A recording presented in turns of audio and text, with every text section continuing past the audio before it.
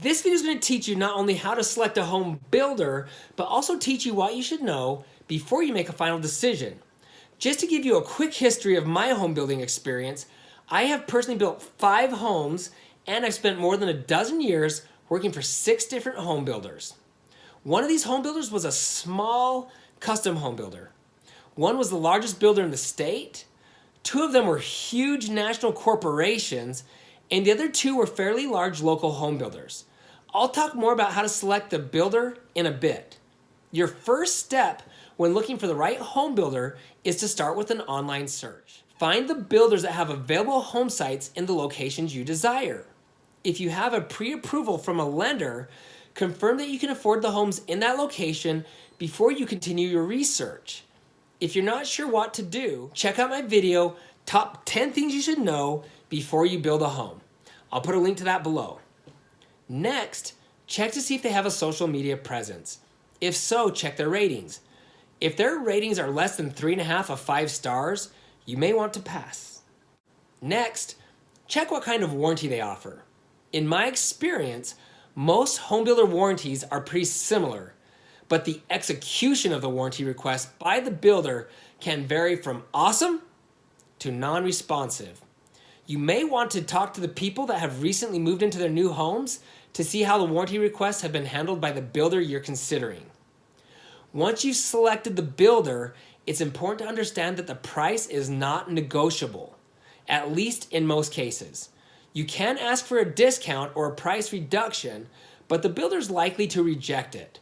The rare occasion would be if a spec home has been sitting too long or if you're in a declining market.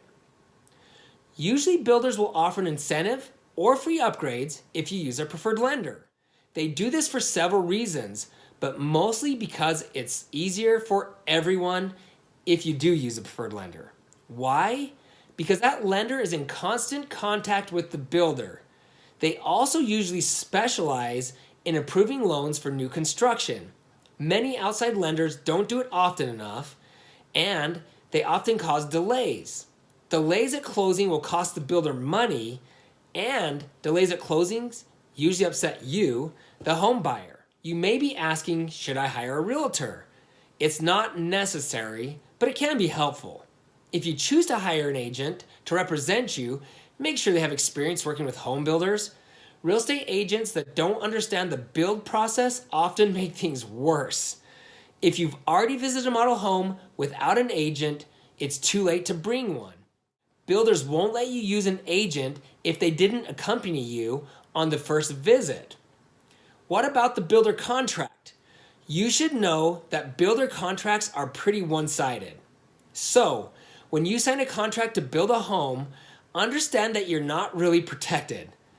In defense of the builder, they do have almost all of the liability. If the builder was to go out of business, you could lose the money you put down. That's the danger of building with a small local builder. They're more likely to go out of business if there's a sudden market downturn. With a large national builder, you don't really have to worry about them going out of business, but you're going to lose the intimacy you get by working with a smaller builder. People often feel like they're just a number with these large builders. So, what's the best way to get the intimacy you desire and the protection you need?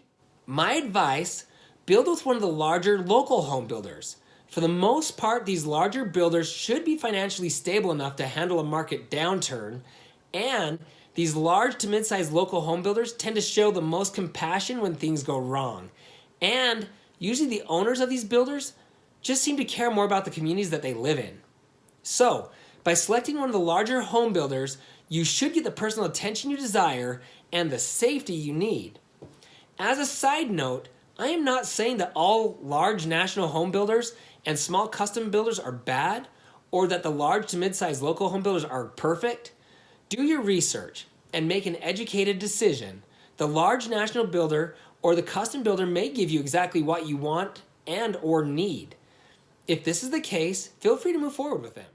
To educate you a little further, large builders save money by buying in bulk and by building the same homes over and over again, which reduces waste and mistakes. Small custom home builders save money by keeping their overhead low. There are basically 3 types of builders out there: custom, semi-custom, and track home builders. The custom and semi-custom homes will cost you more than what a track builder will charge, but the track builder won't allow you to customize your home very much, if at all. The last thing I'm going to talk about is the closing date. Really, you can't get upset at the builder for not having the home ready for move-in on the estimated closing date they gave you before the process even started. There are literally millions of things that can go wrong and cause delays, most which aren't the builder's fault and certainly not the fault of the model home agent. Don't kill the messenger. Speaking of killing the messenger, that reminds me, things will go wrong during the process of building your home. No matter what home builder you choose, mistakes will be made and things will go wrong.